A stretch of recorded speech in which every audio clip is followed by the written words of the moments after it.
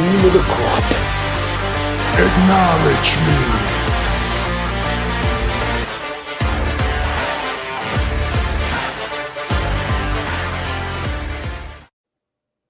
Episode 366 of Top Rope Nation. I am your host, Jesse Velasquez, on this wonderful Thursday night. It's a little bit cool here in the Twin Cities, and accompanied to my right is Justin Joint on said YouTube screen. It is cold also in Cedar Falls, I take it. Oh, man.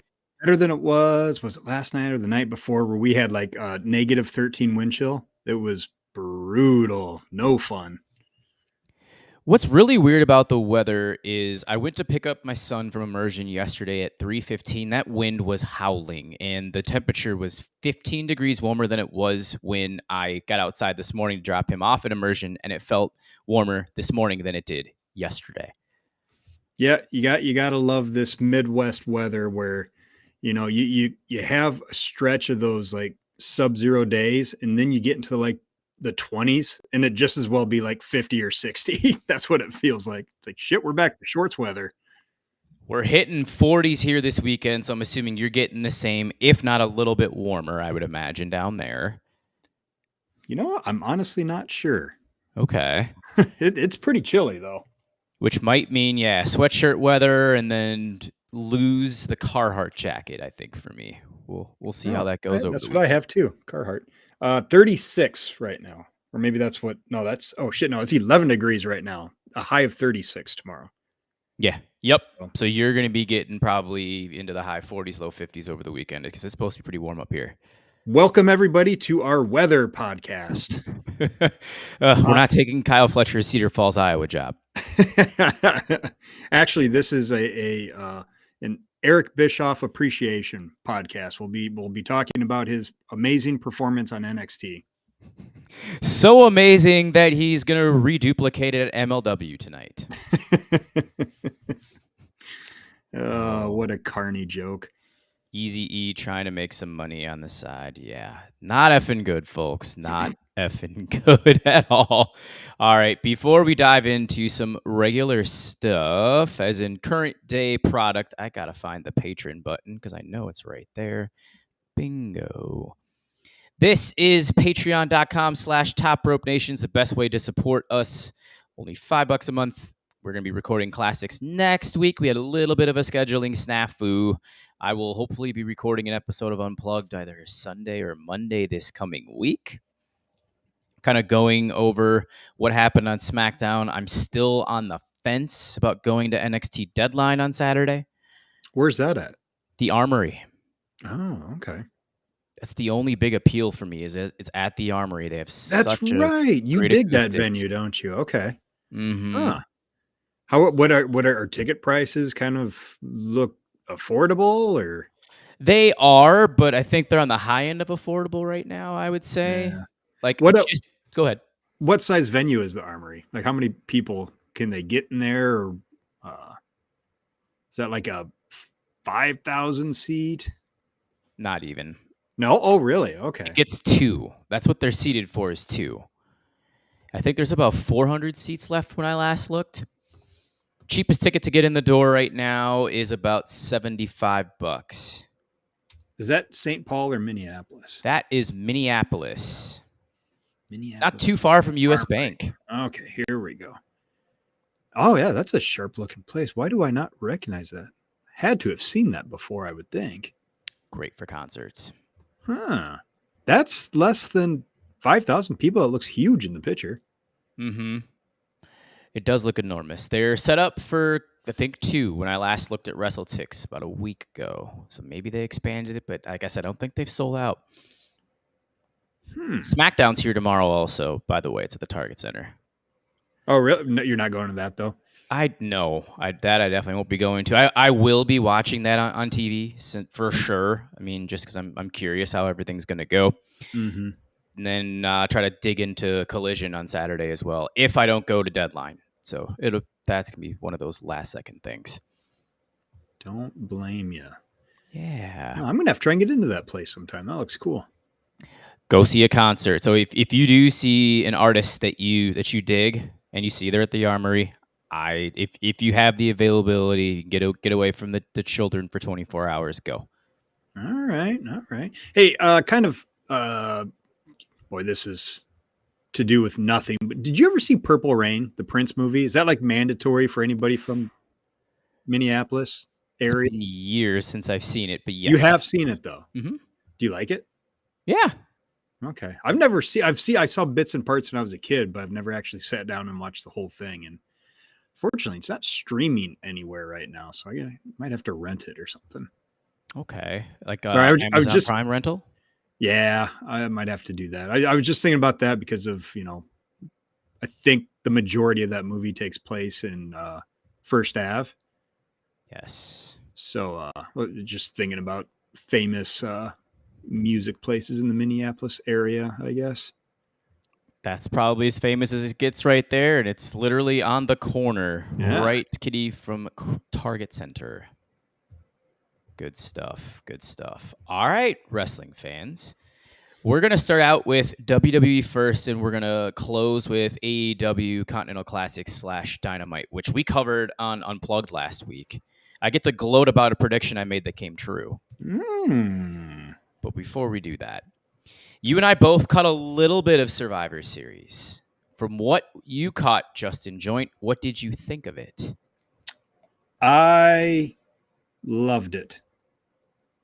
And here is why.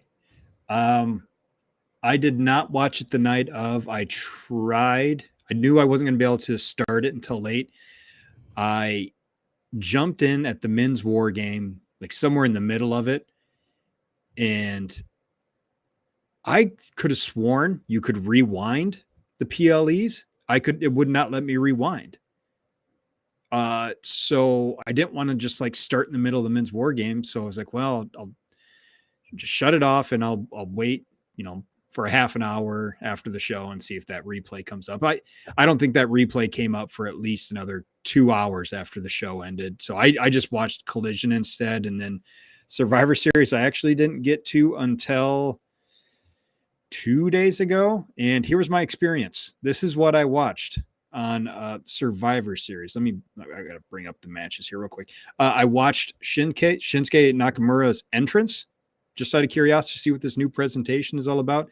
I'm not sure about the makeup. I don't know if they're trying to make him look like some sort of samurai zombie or what's going on there. I find the call to put the United States Championship on him very questionable, considering the way he's been booked since WrestleMania 34. He seems so firmly entrenched in the mid-card, and you have somebody in LA Knight who the fans are really behind. And I would assume a lot of them would like to see maybe a bit stronger push for LA Knight. So it just seems like a bit of a backstep by putting the title on Shinsuke Nakamura. I can't imagine that going anywhere all that interesting. That was the end of that match. Didn't even watch it. Just watched that entrance. Fast forwarded to the IC title match, and I freaking loved it. I thought it was just absolutely awesome.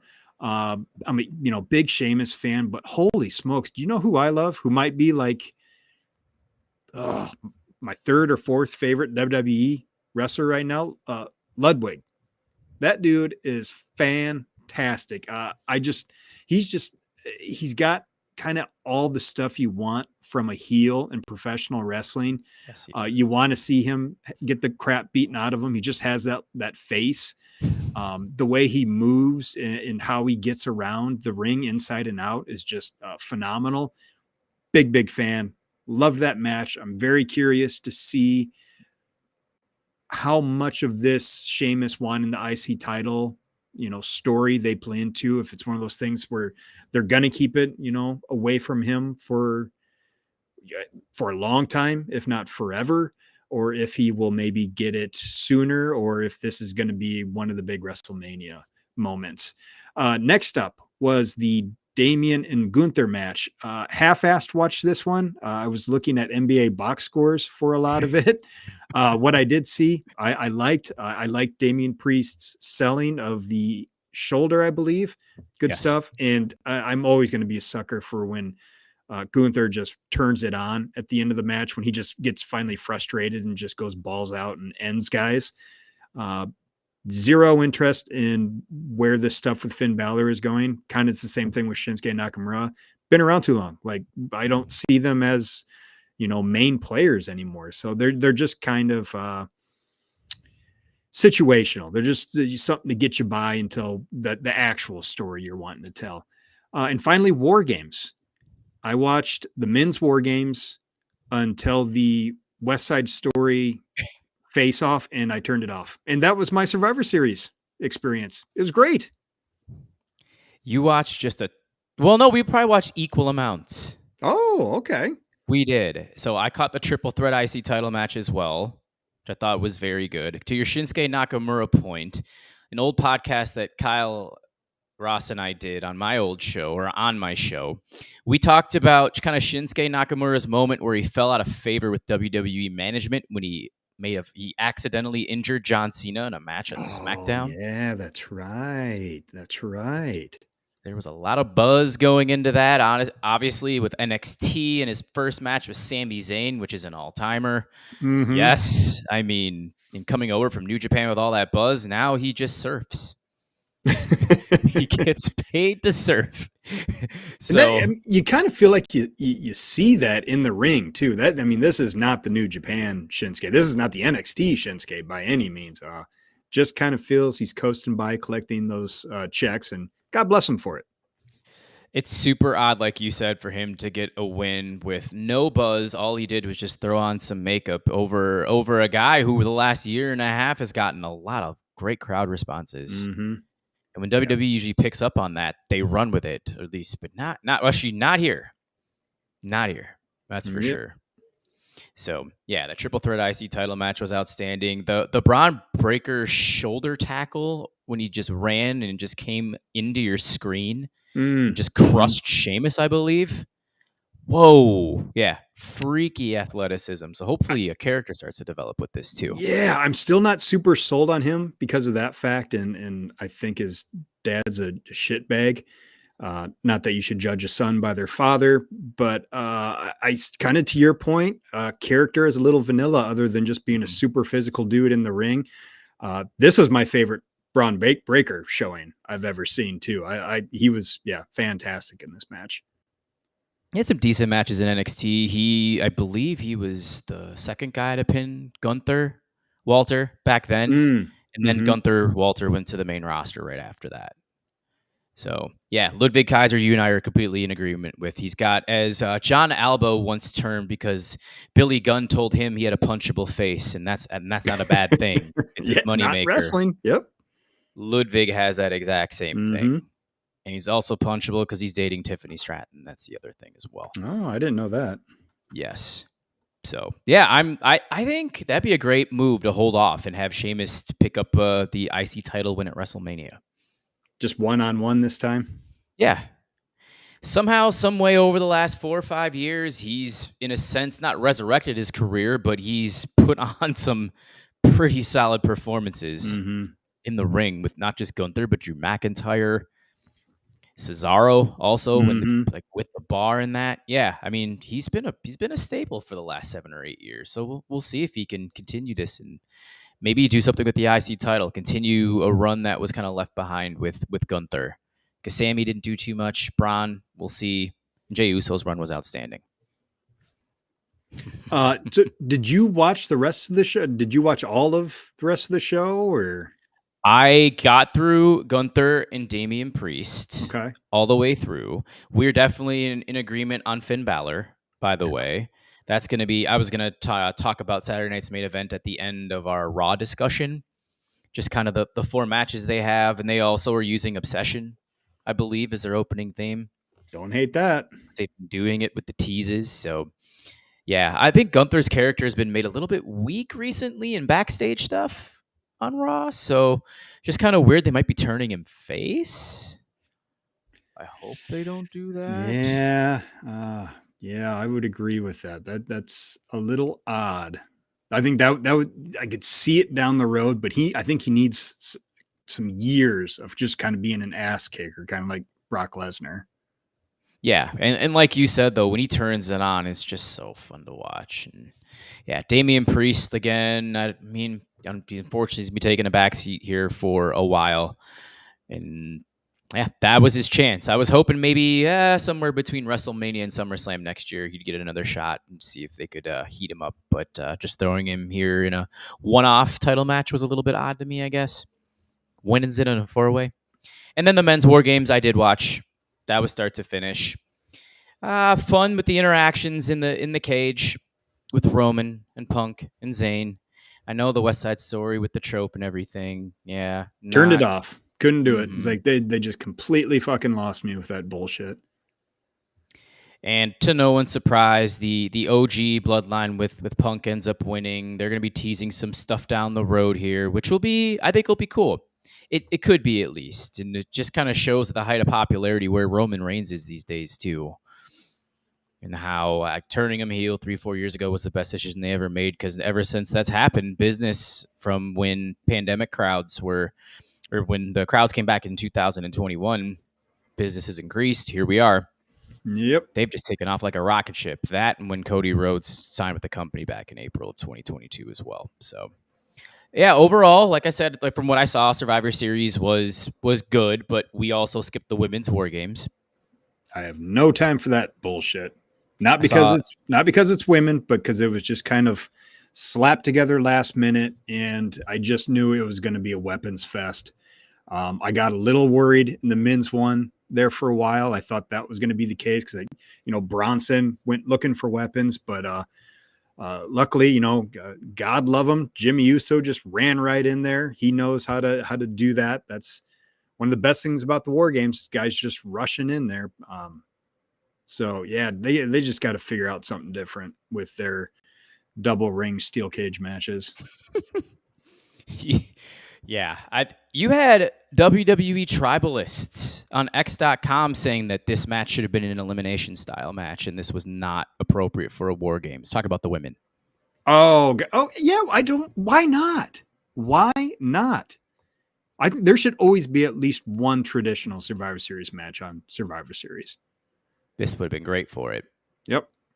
Absolutely, because Rhea picked up the win there, pinning Liv, slamming her through a table, meaning Rhea's going to eventually see Liv down the road, but Liv's going to have a match here at Saturday night's main event as well, which we'll get into here after Raw. So, did you get a chance to see CM Punk and Seth Rollins, Sami Zayn, all of that with the promo stuff?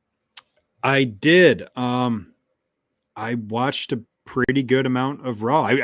I should say I watched way more of Raw than I have in a very long time. It was, I think, pretty well, streamlined storytelling wise.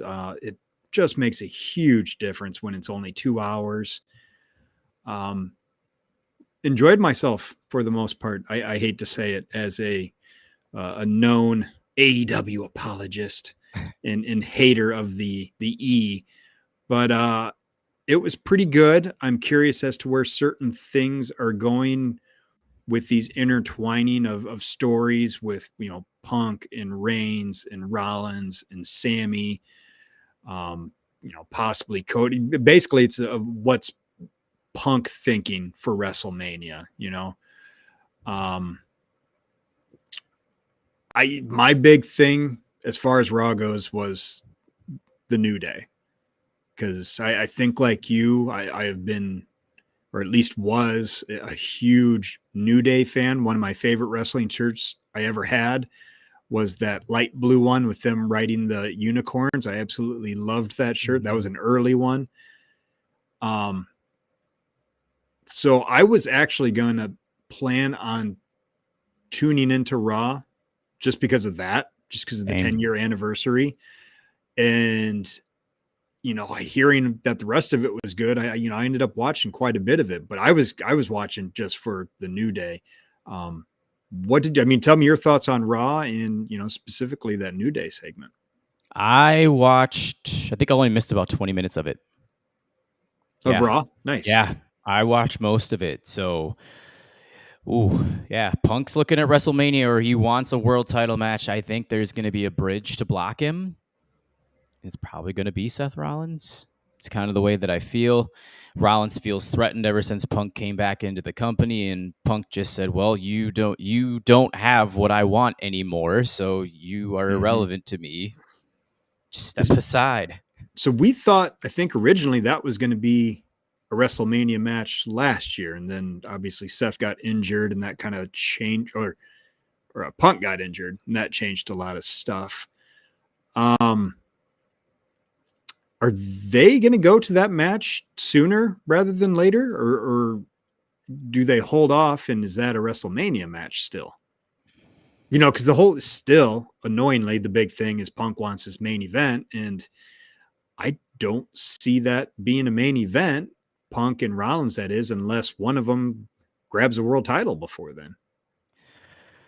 One thing I hope they don't do is turn it into a triple threat situation. Who would be the Rollins, third? Punk, Gunther. Okay. Yeah, no, that doesn't work. That doesn't work for me, brother. Me neither. I just have a funny feeling that there's a possibility of it happening. Is there a chance, because I've been seeing rumors that The Rock might not work WrestleMania 41? Am I alone in hearing that, or have you seen that too, that rumbling?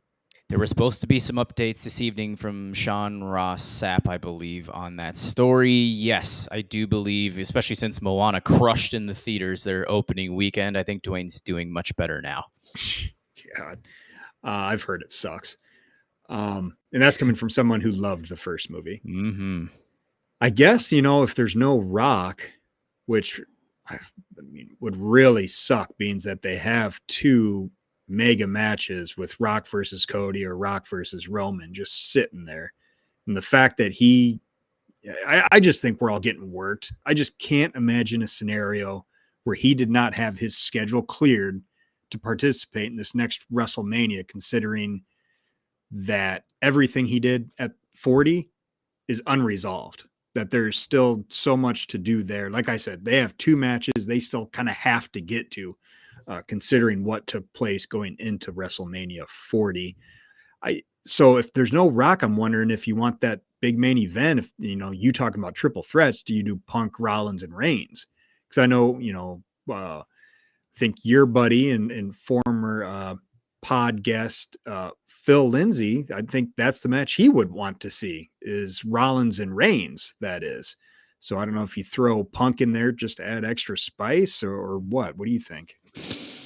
Ooh, well, yeah, that's one thing that you could do. Do you hold off on Reigns Punk for SummerSlam next year?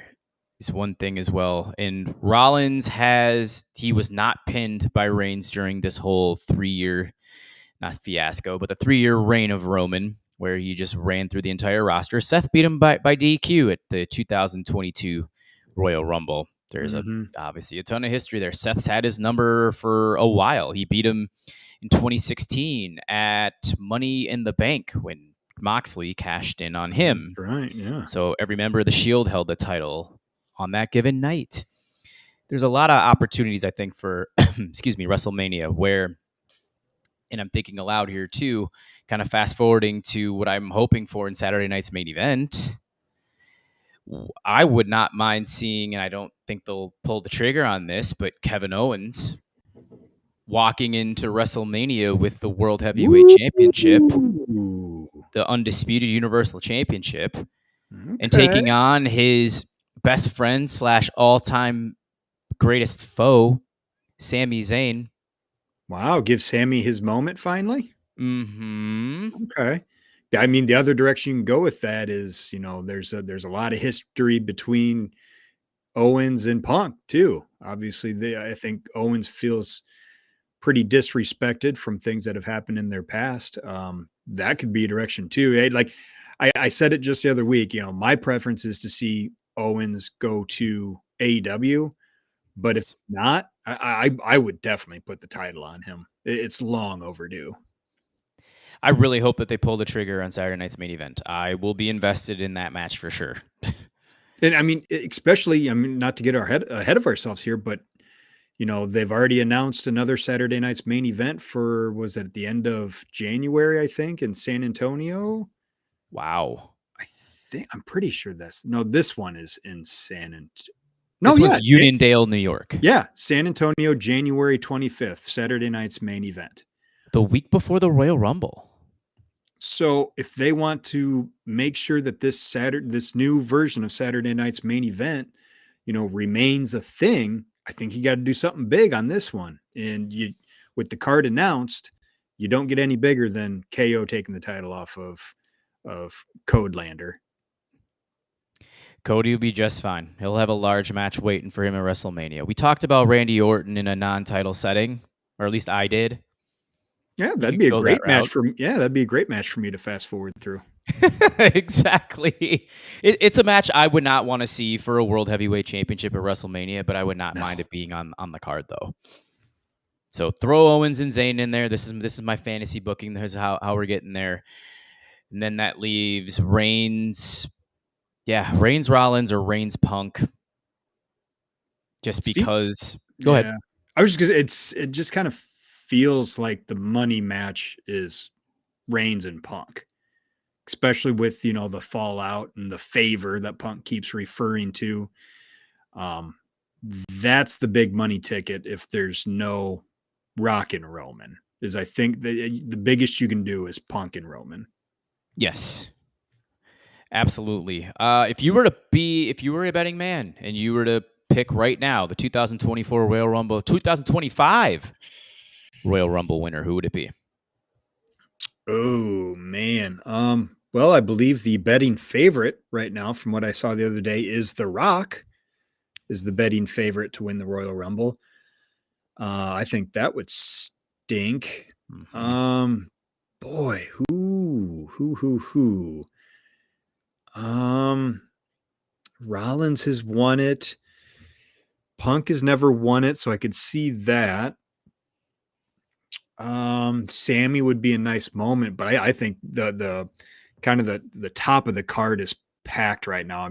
I have a hard time seeing Sammy get in there, so I would probably say Punk right now.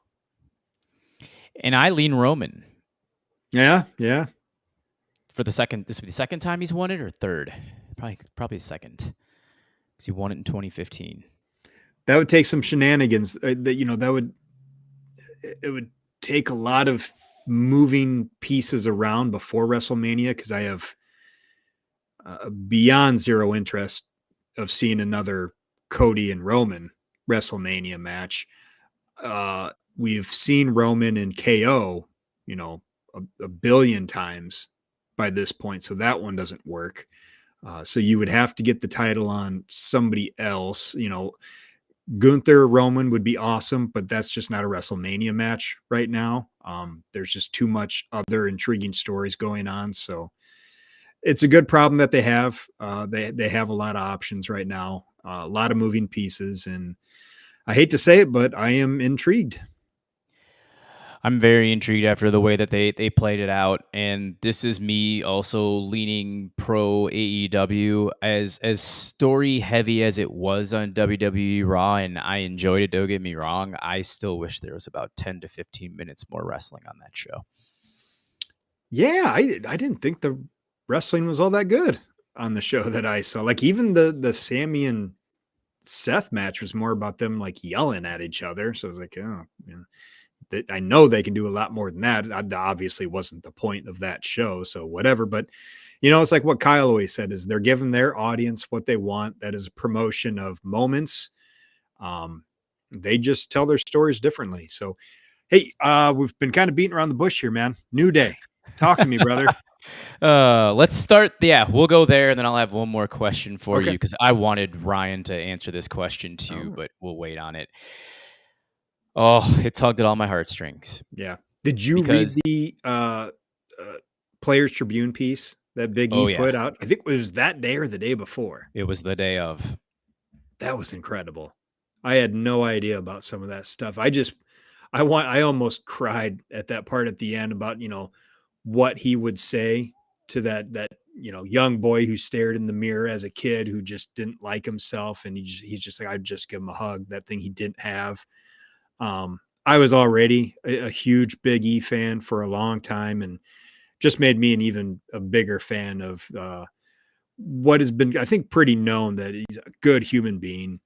For those who don't know, it was him and Cody who went to Negative One's house to unfortunately break the news that you know his dad had passed away. So uh, great dude, and that entire segment, man, that was pretty incredible. I have my doubts about this heel version of Kofi and Xavier, more about Kofi being a heel. I have a hard time seeing that. I think Xavier could certainly pull that off, but man, that was fantastic. I mean, just like eyes glued to the TV, great stuff. And they've been teasing this for 3-4 months now, which I've actually caught because Mondays I'm pretty free. So I'll drop in on at least 30 to 40 minutes of Raw if I feel it's intriguing. Mm-hmm. And in spite of the fact that they're lower on the card, they've always drawn me in somehow, some way. And the week before this, when they got into that shouting match, that 3.5-minute shouting match, walking backstage after, was it Xavier that got pinned in the ring? I think, yeah. I just can't remember who they lost to, but yeah, great stuff. And the realism and just tying into how, yeah, Kofi wasn't there, or Kofi was there for Xavier, and then Xavier comes out and just says, "Without us, you wouldn't be world champion, and you just pissed it all away by losing in 6 seconds to Brock Lesnar." Great stuff. Just needling each other back and forth. I'm like, ooh, this segment next week's going to be incredible, and it most certainly was. I mean, go ahead. Go ahead. Nope. You. I expected Big E to show up. So, I mean, and a lot of the points that Xavier and Kofi were making were very interesting. Just about how he's been gone since March of 2022. I did look that up. So it's been 2.5 years since he's been in a WWE ring. They just mentioned now, bedside, right by him. They've seen births of others, their children. There through all the thick and thin over the last decade and the winding road, and just there for each other. But then, Big E, where have you been the last 2 years? Mm-hmm. Austin came back from a broken neck. Yeah. Angle came back from a broken neck. Edge came back. Why can't you? That was good, man. That was really good. Oh. And then at the end there, where they just said, "All right, you need to go back to commentary. You've changed. You're a home man now. Ever since you've gotten a girlfriend, you've changed, and you go back to that cushy desk job, and it's over." They didn't say it's over, but Big E with just that look on his face, like, is this really over? No. He's like, I can't accept this. And he's like, oh, they can't even look at him. Heart-wrenching stuff. Yeah, that it's the kind of segment that in the wrong hands could just go in the worst direction of bad professional wrestling melodrama. But those guys kept it in check. And, I'm sure they were kind of maybe not feeding off like real life emotions, but like maybe taking some small stuff and stretching it into something that was a lot more. Cause I mean, they had a good point. It's like, you could have come back and managed us at any time. Why now? Now at the very end. I am curious as to why they've kind of decided to stick together. It's just us. Why that changed so much all of a sudden, just a mutual hatred for Big E. Especially weird when it doesn't really sound that like we can get a payoff with that, because Big E's not cleared. Doesn't really sound like he's in too big of a rush. Like he's not going to take any chances or force anything. So, yeah, I got my doubts about where it goes from here, but for one night, they made an all-time classic moment. They did plant that seed, though, to where I think it's going to happen. I think he is going to come back, whether that's 6 months down the road or what. I don't know why. Like you said, I don't know why they would drop that if they didn't either think he was going to come back or they just know something that we don't. I mean, I just think it would have been like a attack right then moment, put him down. But since they didn't, and his Players Tribune article seemed pretty sincere, and he said in there that he has not been cleared yet. Um, and at this point, I just, the big thing with Edge was it was no confidence. But then, he was doing all his stunt work and I think the Vikings show, and he realized like, well, wait, if I can do all this stuff, why can't I go back to pro wrestling? And unless Big E does something physical, he's probably never going to have that, confidence to come back and try. Because a big part of it, I'm sure, is just the mental game of if something goes bad, it's going to go really fucking bad, life altering bad. He's close to 40 now. He's going to be 39, I believe, in February or March. So yeah, definitely he's got a long life ahead of him. Yep. That's for sure. So he definitely doesn't need to return to the ring, especially that he's fallen in love, and I believe that they are engaged as well. It's Mia Yim's sister. I don't know if you knew that. Yeah, that's what I think he said that in the article. I had no idea. Good for him. Happy for him. Absolutely. So where do Xavier and Kofi go from here? That'll be my last question on this. I would, heel tag team that gets, one of those many tag team championships. And even that's just like, that's underwhelming. We've seen them be tag team champions a million times now. So like, what's that really going to mean? So I don't know. That's, again, that's why I have my doubts about this. When you have this unit for 10 years, you've kind of played everything out, and a big part of it, and it's going to be real interesting to see, is what the crowd reaction is the next time they come out, because it's going to be all about sustaining that heat. And I just don't know if it's going to be there. I mean, I think you said it yourself. Even the reaction to Big E coming out was kind of lukewarm. It was not what I think you would have expected it to be. And maybe part of that is just because that theme stinks, always has stunk. It's just so bland that nobody probably knew who the hell it was coming out. But yeah, I have my doubts. I hope nothing but the best for those guys. Kind of just like with WWE in general, just intrigued where they're going to go. Do you have any idea? Any thoughts? I don't, because like you said, Kofi as a heel is just odd. Yeah, I don't know if that's going to work. Xavier could pull it off. Yeah. The mannerisms, I think, are great with him. So yeah, they've done pretty much everything under the sun, and neither one of them have been built up to be singles threats at any given point in time, especially with how that roster is right now. We just talked about all those main event acts. So yeah, I think another tag team championship is ahead of them, but there really isn't that up and coming tag team, because I'm not counting the Creeds right now. There's just nobody there. There's nobody there that I really want to see them take on at all. So yeah. Well, hi, Kid That Chills. It's nice to see you. Thank you so much for commenting tonight. We definitely appreciate it. My question to you then, Justin, before we move on to a little AEW C2, we have not talked about this at all. The WWE has introduced United States and Intercontinental Women's Championship belts. I know how we've felt about this in the past. I'm assuming you feel the same way now. It fucking sucks. They don't have the roster for it. It's just watering down an already diluted situation. The only silver lining is that everybody who fucking complained about AEW having too many belts has to shut up now, because WWE has way more. And they have, because it's a quote unquote brand split that doesn't actually exist, because we're seeing guys on this, both shows all the time. We've got 2 men's tag team champions. We have these 2 mid-card championships for both men and women. It's just, it's impossible to keep track of. And I especially hate that it's just basically the same title design as the men's version. I think that is just indicative of a complete lack of creativity in that department.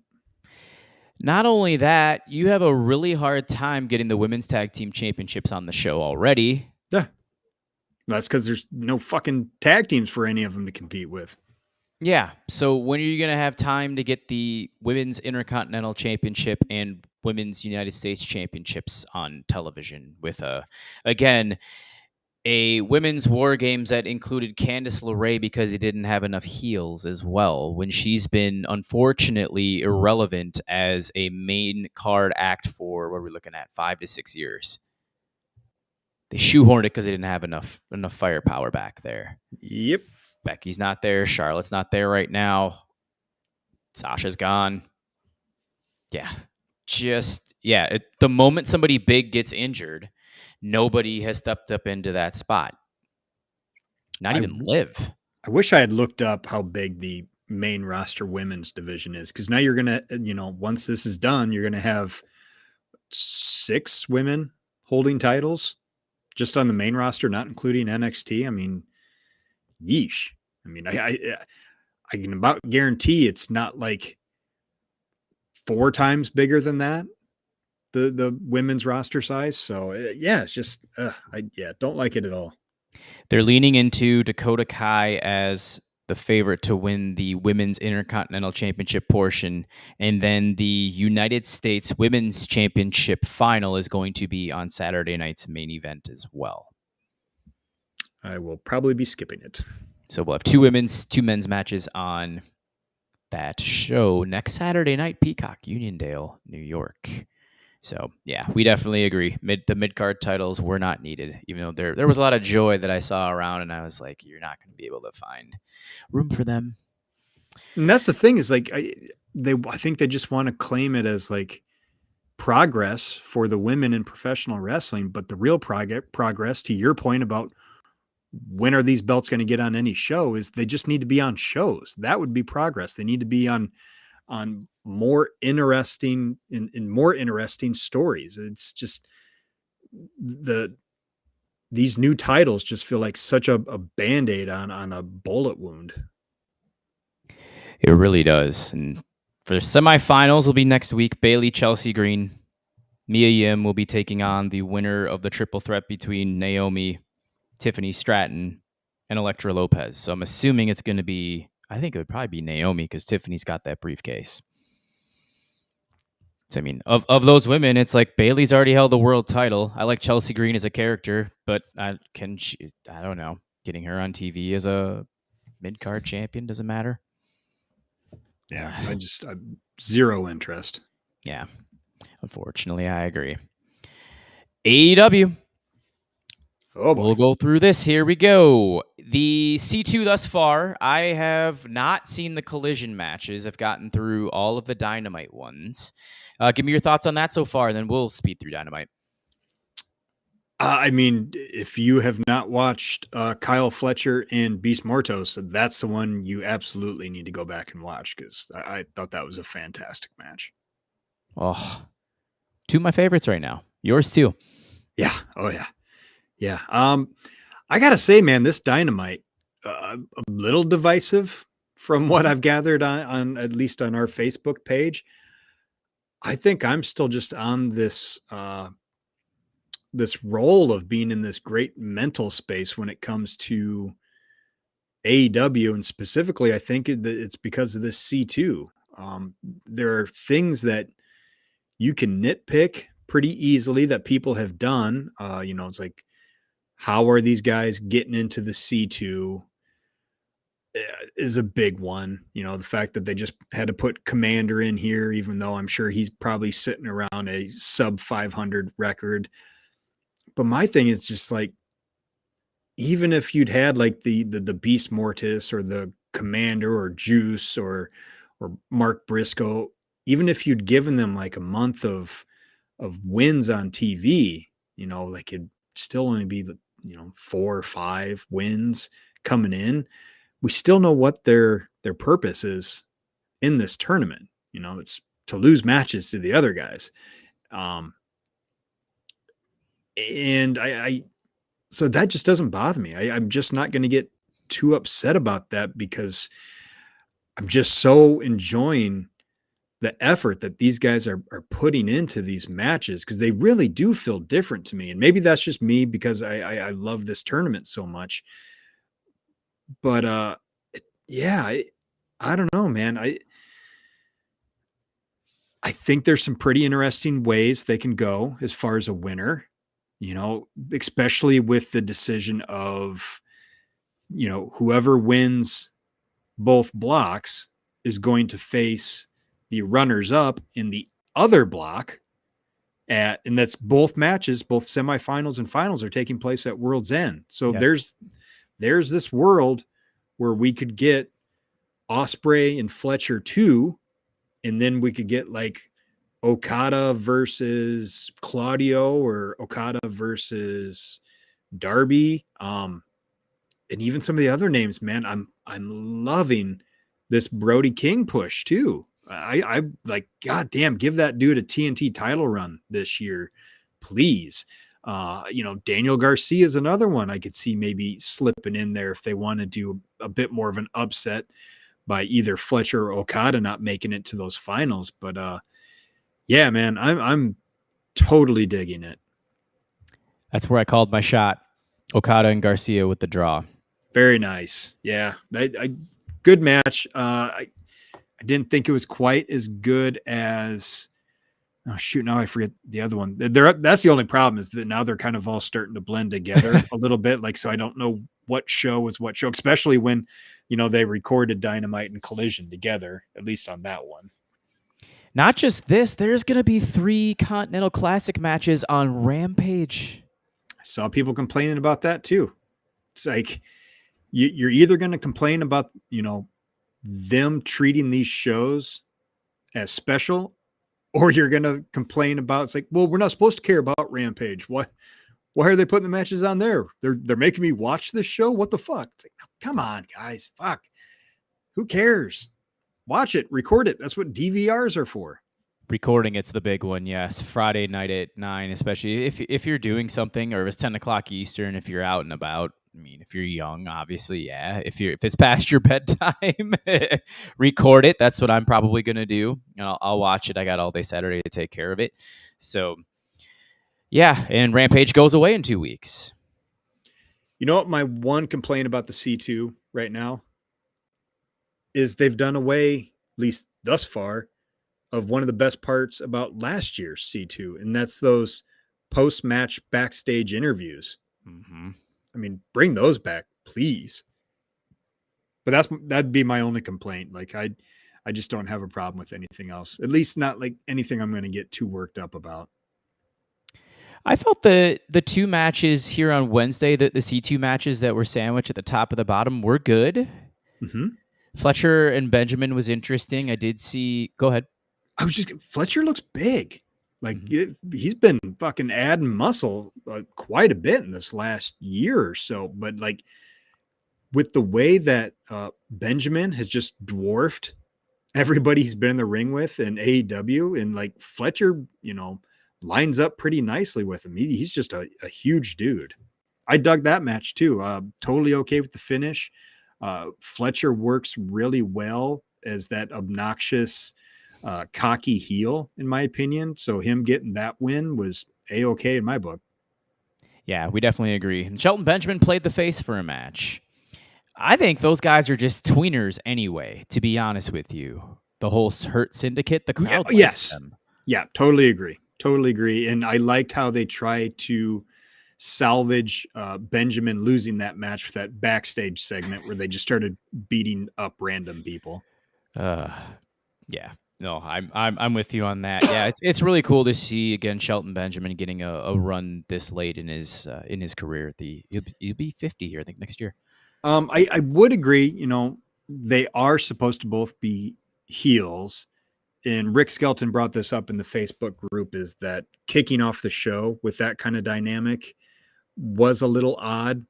Now Rick also said that he thought that killed the crowd, which is not a feeling I got. I also watched it pretty late, so I had the volume turned down to not wake my family up. But I still thought the crowd was really into it. And I guess the only thing I would have done differently is I probably would have put Pac and White in that opening spot. Because then you also could have, because that's the big angle right now is the whole Death Rider stuff. And with Orange coming in there and Hangman and Jay White, I think that's something you could have talked about for the rest of the show, to really drive home how big of a deal that is and the questions surrounding that. So that'd probably be the one thing I would have changed. The Battle Royal, not good, but also it was 10 minutes. 10 minutes, who kind of cares? And they tried to do some stuff for the future with Leo and Andretti being the ones to eliminate Top Flight. So, I don't know. It's just, that was certainly the low point of the show, especially I agree with Absolutely. anybody who is disinterested in this whole Adam Cole and Kyle O'Reilly, and frankly, the Adam Cole and MJF dynamic. I'm just not all that interested in. Couldn't give a shit less about the Dynamite Diamond Ring. That's the only time that the crowd I felt was mellow was just the battle royal. That was it. So, I will admit though, MJF's promo, that was one of his better ones in a couple months. I liked it. I don't know about you. Yeah, no, it's solid. It seems like you're kind of typical MJF promo at this point, which is not usually bad. It's just hard for me to get into when I don't care about the angle.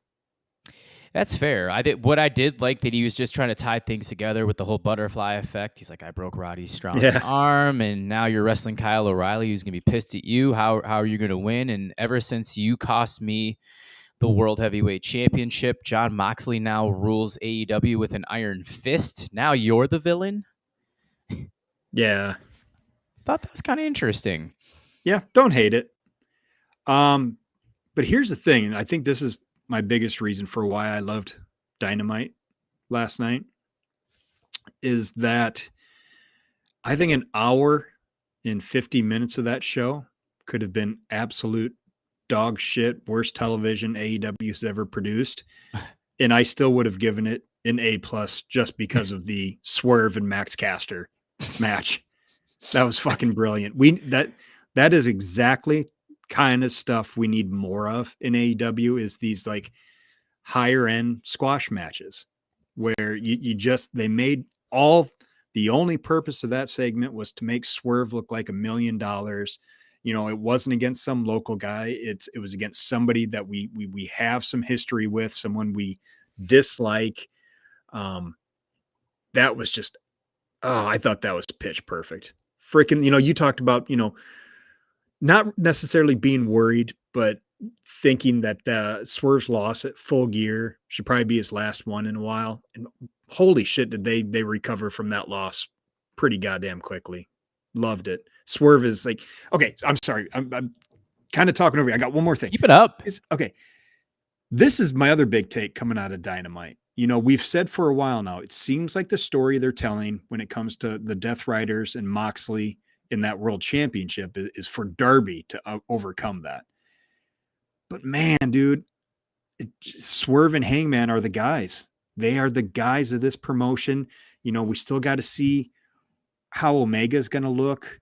They still have Ospreay right there, but fuck, dude, this is Hangman and Swerve's company, in my opinion. Those are the guys that are, they're just the top guys. I don't know really how else to put it. Would you agree with that?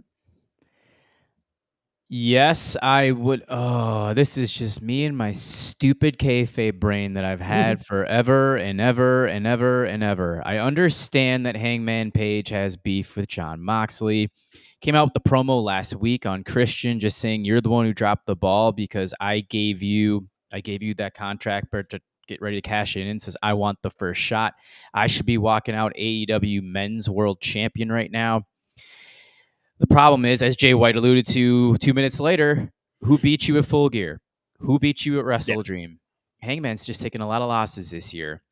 And I agree with that. I do need a better explanation as to why he's all of a sudden so interested, as because he's been kind of playing more of a heel character, although I think he's always been more of a tweener, or at least since this quote unquote turn. I need a better explanation why he's all of a sudden more interested in going after Moxley outside of just wanting a world title.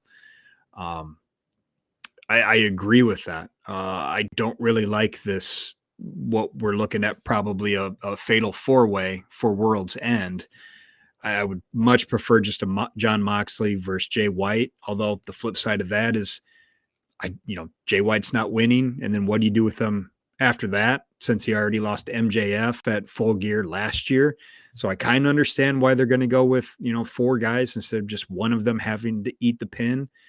But I guess my thing with Hangman is just the presence. Same thing with Swerve. Those guys just have a big star presence. And maybe that's just through my own lens, but man, those guys just pop off the screen to me. No, you're not alone there. That's for sure. That's why I said I really wanted Hangman to win in Full Gear. I really wanted that to happen. I said it's time for him to just get back to his rightful spot up near the top. And of course, we know that Will Ospreay can turn that on at some point in time too. Now he's entrenched in the C2, which is okay. I mean, again, you mentioned you can push Swerve here to maybe be the guy to dethrone Mox later on. Yeah, that was just the feeling I had watching him on Dynamite. Was just like, fuck. I mean, the moment I think it would create for him to like walk out and challenge Moxa, I think the crowd would go fucking batshit crazy. But yeah, I don't know. I had a lot of fun watching Dynamite. I'm really digging what they're putting out, and it was so good to see a hot crowd again. I was getting so worried about that. I thought maybe that was just something they had lost forever, or not, that's being a little dramatic, but it was so good to see. And I certainly wasn't expecting it from Fisher, Indiana. So God bless everybody in attendance there. Thank you. It adds so much more to the show. That was huge. And so Fisher, I'm assuming that was Butler University. I would imagine that's where that show was last night. I think that's where they play. Jay White Pack was the highlight for me last night. Oh, really? Oh. Match was very good. It was good. It started off a little slow, which I think they're, probably working it a little bit differently to differentiate it from, the C2 matches. Highlight for me was Brody and Claudio. I loved that match. Those two just beat the ever living shit out of each other.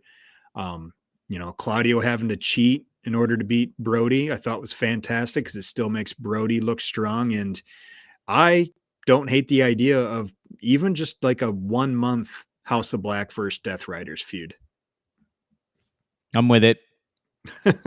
I actually wouldn't mind. Honestly, wouldn't mind if they took the trios titles away from those guys. Although I just, like I said, I want to see some bigger things from Brody King this year. I would like to see a singles run. You're getting zero arguments from me there. I mean, you pinned Darby last week. Yeah. That's been the only one I haven't called yet. I think that was the kind of a surprise to me. So looking forward to hopefully seeing another upset or two coming down the road for the C2, which there was last year. I can definitely tell you that. So I think there's a lot of juicy matchups coming. I mean, aren't we getting Ospreay and Claudio next Wednesday? I mean, yep. Yeah, there's so much to look forward to in the month to come. Fletcher Okada Saturday Collision. Yeah, that's an interesting one. I think that'll tell us a lot about the direction of this. I would fully expect Okada to win that, though. Yes, I do agree. And we're getting Ospreay Darby December 18th, 2 weeks. Oh boy. It's a good time right now to be a professional wrestling fan. Irregardless of if you only support, one of the promotions, or if you love both, or, I mean, it's a nice diversity of, the kind of wrestling that you can get. And I'm really enjoying the shit out of it right now. I actually, not going to lie, I enjoyed the Anna Jay Penelope Ford match last night also.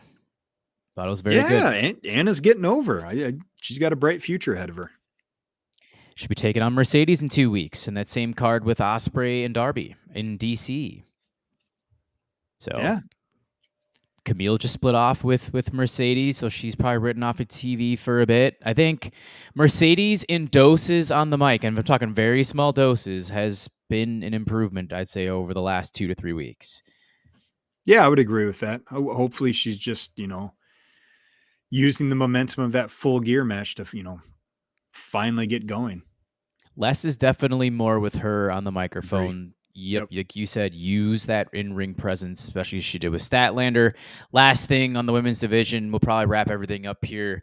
We're looking at Jamie Hayter and Julia Hart coming down the road also. That's interesting. Yeah, wait and see for me. See what Julia looks like coming back. That's the big thing to me. And I can't help how Jamie Hayter to me looks like she just escaped Scooby-Doo. I like it. Oh, she's got the 1970s vibe. She's like a Thelma and Daphne mix right now with her character. It's just so hilarious to me. But yeah, I'd say all in all, I would rate last night's Dynamite about a 7 out of 10. Very, very good, quite passable. With only the battle royal to me was skippable, and everything else you can watch. Yep, I couldn't agree more. And that's I think all I have to say, man. I got it all out there. I'm with you. You and I both. We got this done in an hour when we would hope for 45. Go figure. We get long-winded on these tangents. Yeah. Shit. My bad. Hey, it's okay. Again, you said it. You're excited with everything that's been going on, and I am. You made me a little more positive. Like I said, I watched Dynamite just tonight here late this afternoon. I'm like, it was a good show. It felt like something was missing to me. But the only thing that was missing was just that Battle Royal segment, because everything else I did think was good. Yeah. But I think a big part of it is also, especially with the C2, is how much you buy in to some of these guys. And as anybody who listens to this knows, like the three of us are bought into Kyle Fletcher. Yes, we are. That is for sure. So, yep, we'll definitely see how that goes with Okada on Saturday. And like you said, Okada's got to get that victory since he has the draw. So, Daniel Garcia's arc. Hell yeah. Let's go. Can't wait for all of it. Yep. Going to watch Rampage for the first time in ages. I think it's been a full year since I've watched it live. Probably same. At least. Oh, yeah. So, yep, lots of good stuff on the horizon. Again, WWE's in my backyard tomorrow and Saturday. Might go see NXT Deadline. I'm still wavering. We'll see. Pull the trigger on the last-minute ticket. Or I know some people in media here in Minnesota. I might just see if I can get a favor. There you go. Yeah, the Armory's a great place. You deserve it. TRN, thank you so much this evening. Ryan will be back soon. His daughter's birthday is tomorrow, I believe. And they celebrated this evening. That sounds right. Happy birthday, Eden. Happiest of birthdays to you. I think we're coming with a live show next Thursday. Not 100% sure because we are recording classics next week. But I will be dropping it unplugged as well. So, yeah. Ooh, there we go. Jury's out. I'll be excited just to see. Again, I probably give a Deadline live experience if I go, and then give thoughts on what happened with Collision. Because again, Okada Fletcher sounds just magnificent to me. Yes. And we'll be rolling into a really good Raw. Hopefully, again, building off of that momentum that we saw post Survivor Series, and a lot to talk about with SmackDown. Yeah, Saturday night's main event is coming. Oh baby! As soon as my son goes to bed, we're throwing that on Peacock next Saturday night. I'm pumped for that. So pumped for a little nostalgia in our life. All right, one last thing. If you haven't already, please subscribe to the YouTube channel. Always helps. Google, Apple, and Spotify. Give us a 5-star review. We have a new merch shop as well, which Ryan's got a lot of those. He's got a really cool rock glass that we saw. Excellent stuff. Looks like there's a little more personal touches to it when you get your merch in the mail. So looking forward to that. Hopefully you look into it. And then, of course, best way to support us, patreon.com/TopRopeNation, $5 a month. We will be recording 1992 WWF Survivor Series here late next week. So don't worry, it is worth the wait. There will be 4 of us on the show. And then we'll see what December Classics brings us, Justin.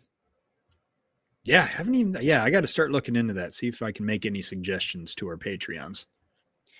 I got to look back on it, and the only one that comes to the top of my head, just because of kind of that one night tournament, was Starrcade 1989. Oh, okay. You get Flair, Count me Sting, in. Luger, and the Great Muta all facing each other in one night. Yeah, I think that the rest of the card was just, if I remember, god awful. But those four men, that was just the whole premise behind the card. And we all know about Ric Mhm. Flair in his 1989. Yes, sir.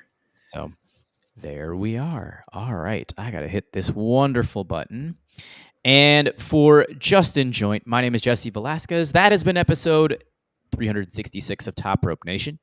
We shall see you very, very soon. Take care. Take care of yourselves.